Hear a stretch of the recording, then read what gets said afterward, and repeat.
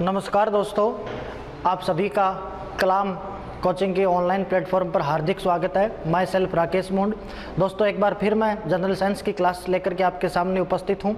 जैसा कि आपको पता है दोस्तों, अपन ने ध्वनि पढ़ी थी, अपना लास्ट वीडियो ध्वनि था। उसी ध्वनि के संदर्भ में अपन कुछ एक बात और बाकी है वो कर लेते हैं, उसके बाद में अपन कुछ आगे का पढ़ते हैं। चलो आइए दोस्तों शुरू करते हैं। देखिए मित्रों, अपन लोगों ने ध्वनि के अभिलाक्षणिक गुण पढ़ लिए थे, ध्वनि में जो जो खास बातें थी वो सब जान ली थी। एक टॉपिक और आता उसके बाद में इनडायरेक्टली, जिसको अपन कहते हैं ध्वनि प्रदूषण। ये आजकल चर्चा का विषय भी है, इसलिए अपने को इसके बारे में बात करनी चाहिए। भले थोड़ी बात कर ले, लेकिन बात अपने को करनी चाहिए। तो देखिए दोस्तों, अपने पास जो टॉपिक है वो अपना है ध्वनि प्रदूषण। मानिए अपन कहेंगे इसको अपन नॉइज पॉल्यूशन, कि वास्तव में ध्वनि प्रदूषण किसे कहा गया है, क्या है ये ध्वनि प्रदूषण। देखो, पढ़ना इसलिए जरूरी है दोस्तों क्योंकि अपनी जो एनसीईआरटी वगैरह है 8वीं 9वीं 10वीं की अपन बात करें तो वहाँ पर इस ध्वनि प्रदूषण को अलग से दिखा रखा है, 2-3 जगह पर दिया हुआ है। तो इंपॉर्टेंट टॉपिक हो जाता है, पर्यावरण से संबंधित भी हो जाएगा ये, और साथ के अंदर वर्तमान के मुद्दों में भी हो जाएगा, इसलिए अपने को देखना है। क्लियर है? तो आओ देखो मित्रों, हम कुछ आपको बातें बता रहे हैं, आपको बातें बड़ी ध्यान से सुननी है। देखिएगा, मेरे साथ साथ चलिएगा। देखो दोस्तों, ध्वनि है, अपने पहले पढ़ रखा है कि ध्वनि ऊर्जा है, एक प्रकार की एनर्जी है। ध्वनि ऊर्जा होती है भाई, अपन ऊर्जा के प्रकार भी पढ़ेंगे तो उसमें ध्वनि एक प्रकार की ऊर्जा होगी। देखो, ध्वनि की ऊर्जा है, और इस ध्वनि को जब अपन ऊर्जा के रूप में लेते हैं, यानी मैं आपसे कहूँ कि ध्वनि को अगर अपन ऊर्जा के रूप में दर्शाएं या ऊर्जा के रूप में अपन इसको लिखें, तब अपन इसका एक नया मात्रक और पढ़ते हैं जिसको अपन कहते हैं वाट बटा मीटर स्क्वायर। ध्यान देना मेरे प्यारे दोस्तों, ये सवाल भी पूछेगा आपसे वो कि ध्वनि का और मात्र कौन सा हो सकता है। अपन ने बात करी थी ध्वनि के बारे में, जैसे तीव्रता की बात को लेकर के अपन ने बात करी थी, तो अपन ने सीधा कह दिया था कि बेल होता है। प्रबलता की बात अपन ने करी कि डेसिबल में मापते हैं, लाउडनेस की अपन ने बात करी थी। इसी प्रकार देखो, एक नई बात और आज आप यहाँ से ले रहे हैं, और वो जो बात है वो हम आपके सामने बता रहे हैं कि इसको ऊर्जा के रूप में रखा जाए तो इसका एक मात्रक अपने को और पढ़ने को मिलता है, जिसको अपन बोलते हैं वाट बटा मीटर स्क्वायर, या वाट प्रति मीटर का स्क्वायर की बात करेंगे। देखो दोस्तों, इसी संदर्भ में अपन बात करें तो अपन बहुत पहले बात कर चुके हैं किस ध्वनि है, इसके प्रदूषण को मापने के लिए अपन प्रबलता की बात करते हैं। और जब प्रबलता को मापा जाता है तो अपन मात्रक जो रखते हैं वो डेसिबल रखते हैं, जिसको अपन क्या बोलते हैं, डीबी बोलते हैं। डीबी से दर्शा देते हैं तो डेसिबल हो जाता है आपका, ठीक। अच्छा, अगली अगर इसमें बात रखें दोस्तों, आप ये भी जानते हैं कि आपके पास जो एक बेल का मान होता है वो 10 डेसिबल के बराबर होता है। यहाँ से अपन मान कैलकुलेट करते हैं तो अपन निकाल लेते हैं कि 1 डेसिबल बराबर हो जाएगा 1/10 बेल। ये दोस्तों, ये जो सवाल है आपका, हाल ही में जो पीछे की साल के अंदर जो परीक्षाएं हुई थी, साल तो कोरोना ले बैठा, पीछे जो परीक्षा हुई थी आपकी रेडियो ऑपरेटर की, उस रेडियो ऑपरेटर जो बीएसएफ में आरएमआरओ का पेपर होता है, उस आरओ के पेपर में ये सवाल था दोस्तों, जिसमें लिखा गया था कि 1 डेसिबल का मान किसके बराबर होता है, तो अपन कहेंगे 1/10 बेल। देखो, इसका मतलब यही है, सीधा सीधा इसका अर्थ आप यही लगाना, इसका मतलब यही होगा कि ध्वनि का कान पर जो प्रभाव होगा वो 1/10 सेकंड के लिए रहेगा। इसके बाद में ध्वनि आपको नहीं सुनाई देगी। मतलब कान पर प्रभाव कितनी देर के लिए, इसीलिए तो अपने को घर वाले कहते हैं कि भाई मेरी बात तू ध्यान से सुन, ध्यान से सुन, ध्यान लगा के सुनिएगा, ध्यान लगा के सुनिएगा। क्यों? क्योंकि कान पर प्रभाव कितना रहेगा, 1/10 सेकंड। क्लियर है दोस्तों? अच्छा, अगले अगर इसी क्रम में अपन आपके सामने बात रखें दोस्तों, तो अपन बात रख रहे हैं, देखो अपन एक फैक्ट ये भी पढ़ा कि प्रदूषण की बात हो रही है तो अपन बात करते हैं शोर प्रदूषण की। और अपन जानते हैं शोर प्रदूषण तब होगा जब ध्वनि आपके पास क्या हो, 65 dB से क्या हो जाए, ज़्यादा हो जाए। ध्यान देना है दोस्तों, ये आंकड़ों के आधार पर, ये मेरी मनमर्जी के आंकड़े नहीं है कि मेरे को मन में आया मैंने उठा के रख दिया, ऐसा नहीं है।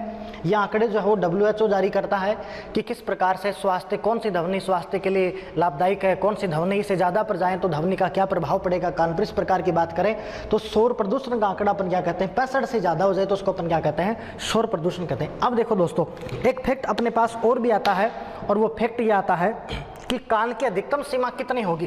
तो अपन लिख लेते हैं एक बार कि कान की अधिकतम सीमा। दोस्तों, जो पहली बार ये वीडियो देख रहे हैं उनके ध्यान में बात रहे, ऐसे हम पहले भी वीडियो बना चुके हैं ध्वनि के, ये अंतिम रूप से वीडियो होगा। और ये बातें आपको रिपीट वाली भी लगेंगी तो आपको ये लगेगा कि चल यार स्किप मार के आगे चला जाऊं। इसमें बहुत ही महत्वपूर्ण जानकारी मिल रही है, क्योंकि पर्यावरण ये मुद्दा भी है वर्तमान के दौर के अंदर, और भविष्य में इस पर क्या क्या होने वाला वो सब बात मैं आपको बताने जा रहा हूँ। तो थोड़ा ध्यान दें।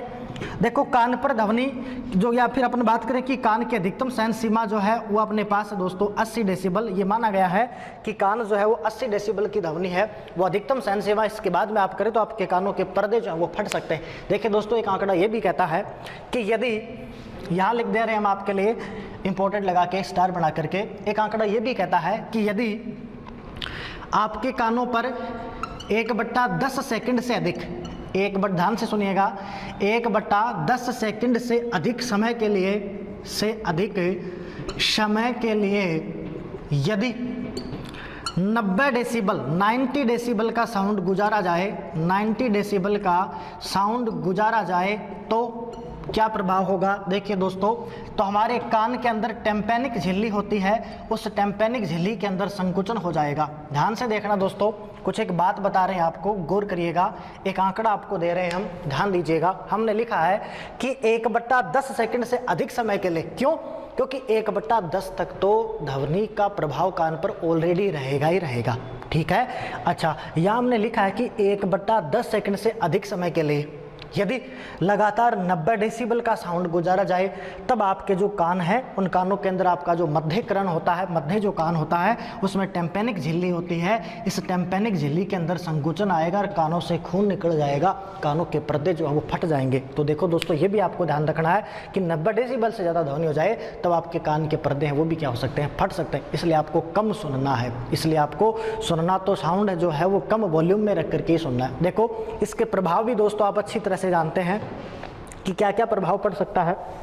यदि ये टॉपिक स्पेशली तो दोस्तों रीट में दिया हुआ है ध्वनि प्रदूषण के बारे में, लेकिन ये टॉपिक हर जगह ही आपको माना जाएगा। देखो और क्या प्रभाव पड़ सकते हैं। देखिए दोस्तों, यदि आप लगातार ध्वनि प्रदूषण में रहेंगे तब आपको थकान भंग होगी, आपका जो आराम है ये आराम भंग होगा, यानी कि आपको क्या मिलेगी भाई, सबसे ज़्यादा थकान मिलने वाली है। और इसमें भी आप बात करें तो मानसिक जो थकान है ये आपको अनुभव होगी। यदि सबसे ज़्यादा आप ध्वनि प्रदूषण में रहे हैं मेरे प्यारे दोस्तों, तो आपको मानसिक थकान का अनुभव होगा। बात समझ पा रहे हैं? इतना ही नहीं दोस्तों, अगर मैं अगली बात आपके सामने रखूँ तो आपसे मैं ये कह सकता हूँ कि यदि इस ध्वनि का प्रभाव लगातार बढ़ता ही गया, यहाँ लिख देते हैं, यदि इस ध्वनि का प्रभाव या इस प्रदूषण का प्रभाव लगातार यदि बढ़ता ही गया तो आपके शरीर के अंदर जो एड्रेनल हार्मोन है उसका स्राव ज़्यादा होगा, यानी कि जो एड्रेनलिन हार्मोन है इसका जो स्राव होगा वो स्राव क्या होगा, ज़्यादा होगा। गौर करिएगा।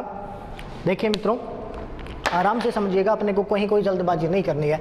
हमने आपसे कहा है कि लगातार यदि ध्वनि प्रदूषण हो तो उस ध्वनि प्रदूषण से हमको क्या नुकसान है, अपने आप को अपने को बचाना है। देखिए हमने आपसे कहा है कि यदि ध्वनि प्रदूषण बढ़ा, अब लगातार शोर प्रदूषण में रह रहे हो, और शोर प्रदूषण का मीनिंग क्या है तो आप क्या कहोगे, ऐसा साउंड जो क्या हो 65 से ज़्यादा को उसको अपन क्या कहते हैं, शोर प्रदूषण कहते हैं। ये मानव के लिए घातक होता है।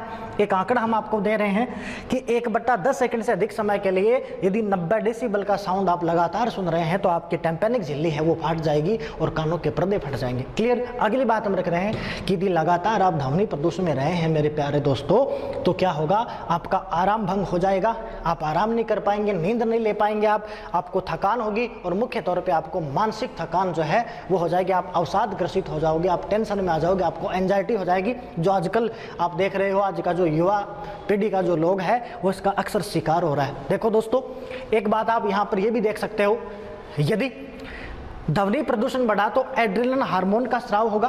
देखो एक ग्रंथि पढ़ते हैं अपन, जिसको बोलते हैं अपन एड्रीनल ग्रंथि या अधिवृक्क। अधि का मतलब होता है ऊपर और वृक्क का मतलब किडनी, गुर्दा बोल सकते हो, किडनी बोल सकते हो आप, जिसको जो किडनी के ऊपर है तो अधिवृक्क ग्रंथि है।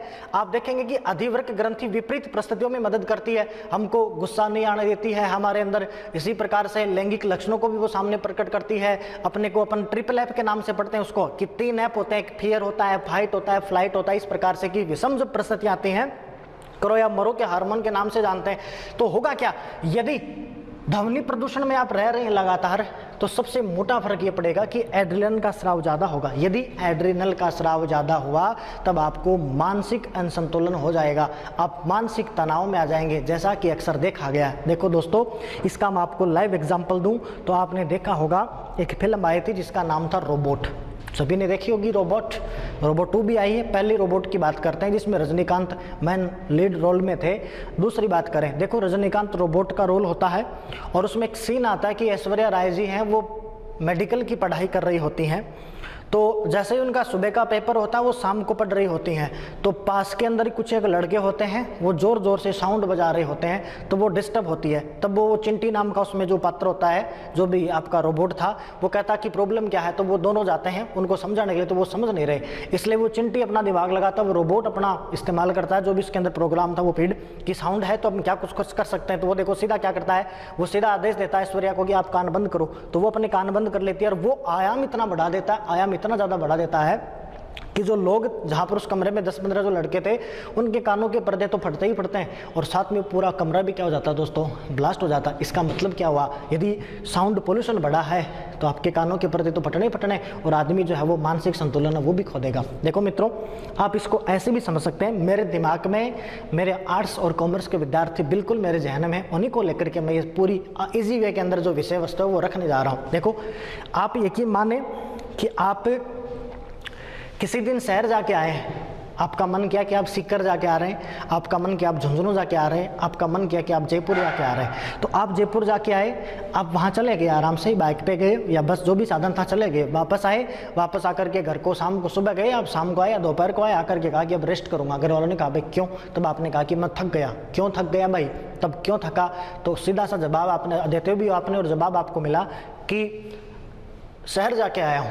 अब उनसे कोई पूछे, अरे भाई तू शहर जाकर तो आया है, तो तू क्या वहाँ जाकर के खाई खोद गया कि तू इतना थक गया है, या तू वहाँ जाकर के किसी प्रकार का कोई हार्ड वर्क करके आया है क्या, तू थक गया है, तू जाकर के ही तो आया, कुछ सामान मंगाया था, सामान लेकर के तो आया तू, हुआ क्या वास्तव में। देखिए दोस्तों, आप शहर में जा रहे हैं तो वहाँ पर आप जाएंगे तो ध्वनि का प्रदूषण स्तर ज़्यादा है, और यदि आप ध्वनि प्रदूषण में जा रहे हो तो आपका मानसिक तनाव है वो बढ़ेगा, सीधी सी बात है। तो आपको ध्यान रखना है, इस ध्वनि प्रदूषण से बचना है। दोस्तों, मैं 1 मिनट आपकी बात बता दूं, आपको पता होगा वर्तमान की दौर की परीक्षाओं के अंदर सारी कोचिंग ऑनलाइन प्लेटफॉर्म पे आ चुकी हैं। अब आप देखोगे, आपके समझ में नहीं आ रहा कि मैं किसका मीटर देखूं, कैसे मीटर देखूं, तो आप लगातार क्या करते हो, ईयरफोन इस्तेमाल कर रहे हो, लगातार उस साउंड के अंदर, उस लाउडनेस के अंदर आप क्या कर रहे हो, लगातार वीडियोस देख रहे हो। और होता ये कि अगर 3 घंटे भी लगातार देख रहे हो तो आप मानसिक तनाव में आ जाते हो, आप लगातार नहीं पढ़ पाते हो, चाहे तो आपने गौर भी किया होगा। तो आपको इन चीज़ों से दोस्तों बचना है, इस ध्वनि प्रदूषण से आपको क्या करना है, अपना बचाव भी करना है। देखो दोस्तों, इतना ही नहीं है, विदेशों के अंदर इस पर प्रैक्टिकल भी हुआ है, और ये भी कहा गया है कि जो भविष्य की लड़ाइयाँ होंगी वो ध्वनि से ही होंगी। क्या करेंगे साहब, जैसे लड़ाइयाँ लड़नी है तो वहाँ पर बड़े बड़े डीजे लगा देंगे भाई। अब आप बोलोगे डीजे से क्या होगा, उसका आयाम इतना बढ़ा देंगे कि जो भी सेना सामने जाएगी उस सेना के अंदर इतना वाइब्रेशन हो जाएगा कि उसके मानसिक संतुलन ही बिगड़ जाएगा। तो ये भी एक फैक्ट रखा जाता है, भविष्य संबंधी फैक्ट है। अब देखो दोस्तों, अगर आप थोड़ी बहुत बातें जानते हो तो आपको पता होगा, अपनी जो राजस्थान पुलिस है इसकी अगर बात करी जाए तो एक सड़क सुरक्षा नाम की किताब चलती है छोटी क्लासों के अंदर, वहाँ पर इस ध्वनि का एक डेटा दे रखा है, वो मैं आपके सामने रख रहा हूँ। एनसीईआरटी का ही डेटा है, देखिएगा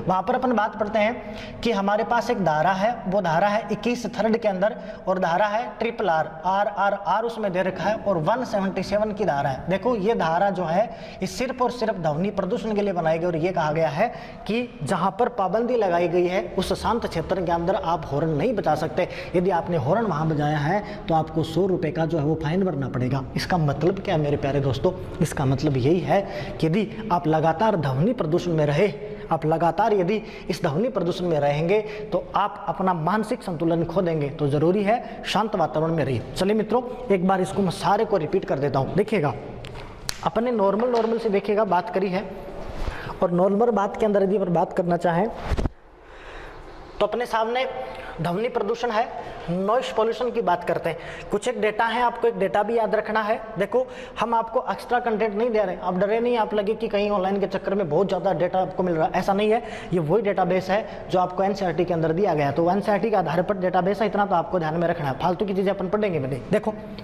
ध्वनि ऊर्जा का रूप है, और ध्वनि को अपन एक ऊर्जा के फॉर्मेट में ले तो इसको अपन मापते हैं वाट बटा मीटर स्क्वायर। आपको याद रखना पड़ेगा वाट बटा मीटर स्क्वायर। क्लियर। फिर अपने नॉर्मल सी बात करें कि प्रबलता लाउडनेस है तो डेसिबल में मापेंगे, और एक बेल बराबर आंकड़ा होता है डेसिबल का। यहाँ से अपन ये निकाला कि 1 डेसिबल बराबर होगा 1/10 बेल, यानी कि ध्वनि का कान पर प्रभाव 1/10 सेकंड के लिए। ये प्रश्न हमने कहा कि आपको रेडियो ऑपरेटर में आ चुका है। अब देखिएगा, फिर अपन ने कहा कि शोर प्रदूषण क्या होगा, तो सीधी बात अपने सामने आई कि भाई जो शोर प्रदूषण होने वाला है वो 65 से ज़्यादा का हो जाए उसे अपन क्या कहेंगे, शोर प्रदूषण। ध्यान रखना, आपको यहाँ कंफ्यूजन हो जाओगे, आप 80 वाला करें 65 का तो 65 सही है, इवन मैंने एग्जाम्पल भी दिया था आपको कि आप जब ईयरफोन लगाते हैं और आपको साउंड थोड़ा ठीक लगता है तो आप चाहते हो कि डीजे वाला साउंड मेरे को मिले, फीलिंग लूँ, तो आप उसका वॉल्यूम बढ़ाते हो। जैसे वॉल्यूम बढ़ाओगे तो रेड लाइट आएगी, वहाँ पे लिखा हुआ मिलता है मोबाइल पे, पढ़ना जरा इस बार जब भी चलाओ तो वहाँ पे लिखा हुआ मिलेगा कि दिस साउंड इज, उसमें लिखा हुआ इंजरियस टू ईयर, इस प्रकार से लाइन आएगी, कानों के लिए घातक है वो। तो वो घातक अपने को नहीं सुनना है, मंद मंद म्यूजिक सुनना है। जैसा कि मैंने बताया था आपको कि 45 डेसिबल का जो म्यूजिक होता है वो कर्णप्रिय होता है। अगर 45 डेसिबल का म्यूजिक सुने और वो भी अल्फा म्यूजिक, यदि आपको मेमोरी पावर बढ़ाना है तो अल्फा म्यूजिक के नाम से कुछ एक म्यूजिक तैयार किया गया है, उसकी वाइब्रेशन ऐसी है कि उससे निश्चित तौर पे आपको मानसिक संतुलन मिलेगा और निश्चित तौर पे आपकी मेमोरी पावर बढ़ेगा। तो आप यूज भी कर सकते हैं, ध्यान में रहे, अल्फा म्यूजिक सर्च मार लेना यूट्यूब पे सुनना, बड़ा मजा आएगा। देखो छोड़े इन बातों को।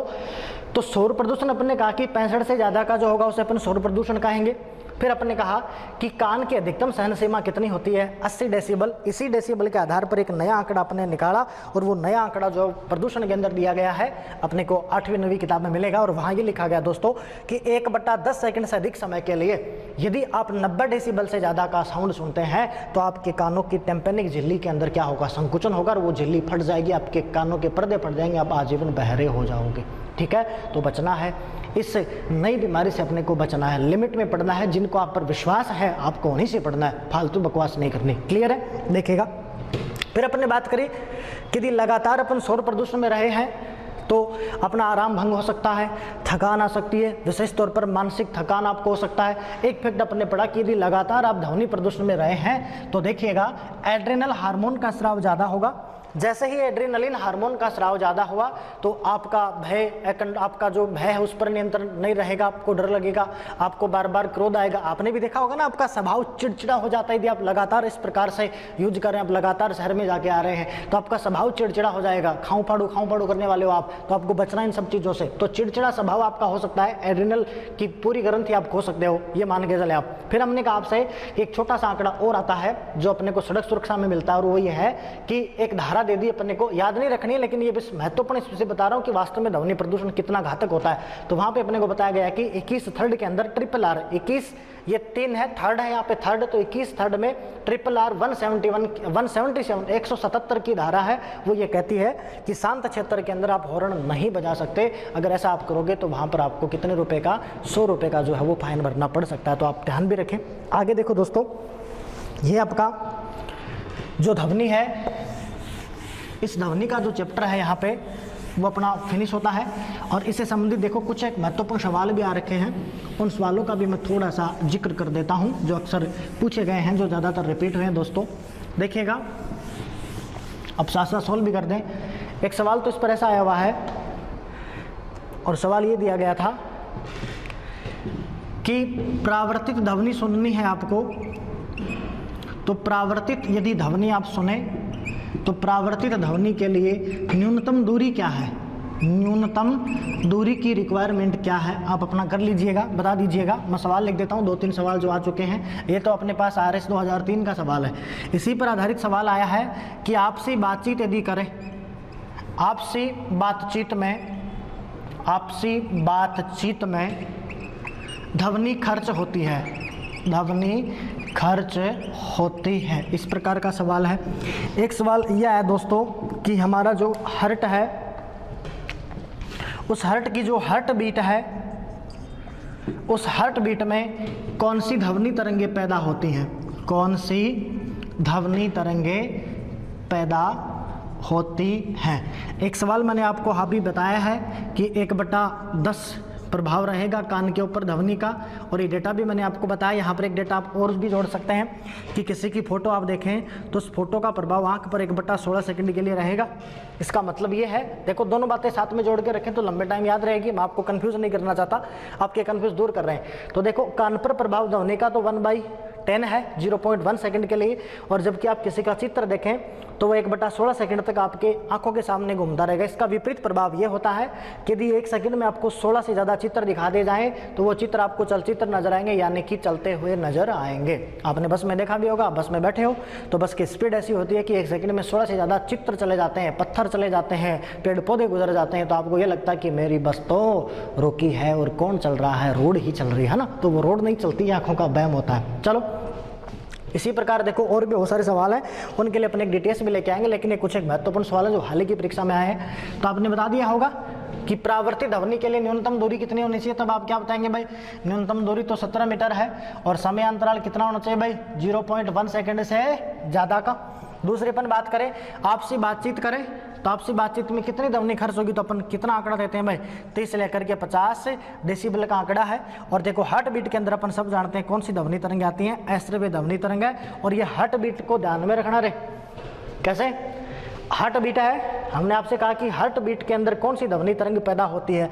अब मैं कहूँगा कि हृदय की धड़कन में अश्रव्य ध्वनि तरंग है, और अश्रव्य ध्वनि तरंग को मानव नहीं सुन सकते, लेकिन आपने कहा कि नहीं सर मैंने तो सुनी है। मैंने कहा कैसे, ऑफलाइन क्लास में यही सवाल आता, मैं कहता हूँ कैसे, तो जवाब आता है सर मैं बताऊँ। मैंने कहा भाई बता, तो लड़का बोलता है कि सर मैंने किसी के दिल पे कान रखा था तो मेरे को धक धक धक धक सुनाई दिया था, तो मेरे को तो सुनाई दिया, आप ऐसा क्यों कर रहे हो। देखो मित्रों, वास्तव में वो जो अपन सुन रहे हैं वो हमारी नाड़ियों की आवाज़ है, बात सुन रहे हो ना, वो कंप्लीट साउंड है, और उस साउंड में दो साउंड मिक्स हैं। आपको पता होगा हार्ट का एक ही काम है कि वो ब्लड को पंप कराए, तो वो दो ध्वनियाँ करता है, उसके कपाट खुलते हैं बंद होते हैं तो दो प्रकार का साउंड करता है, वो लब डब लब डब लब डब का साउंड। तो वास्तव में जो लब डब की ध्वनि होती है, इसको लिखते अपन ऐसा ही है LUB DUB, तो वास्तव में जो लब डब का साउंड होता है वो साउंड अपन कानों से नहीं सुन सकते। उसके लिए डॉक्टर हमेशा क्या काम में लेता है, जो गले में लगा करके चेक करता है, उसको क्या बोलते हैं, स्टेथोस्कोप। क्या बोलेंगे मित्रों, इस यहाँ लिख देते चलो, स्टेथोस्कोप। तो याद रखना आपको, स्टेथोस्कोप में कौन सी ध्वनि तरंगें पढ़ी जाती है, तो आप क्या कहेंगे, अश्रव्य ध्वनि तरंगें पढ़ी जाती है। क्लियर है, नो डाउट। अब देखिए मित्रों, ये तो कुछ एक महत्वपूर्ण सवाल थे, इसी के साथ अपना जो ध्वनि का टॉपिक है वो कंप्लीट होता है। इसके कुछ एक महत्वपूर्ण क्वेश्चन होंगे, वो आपके सामने जल्द ही पेश कर दिए जाएंगे। इसी के साथ आज हम आपसे विदा लेते हैं। धन्यवाद, आपका दिन शुभ हो। राम राम साहब।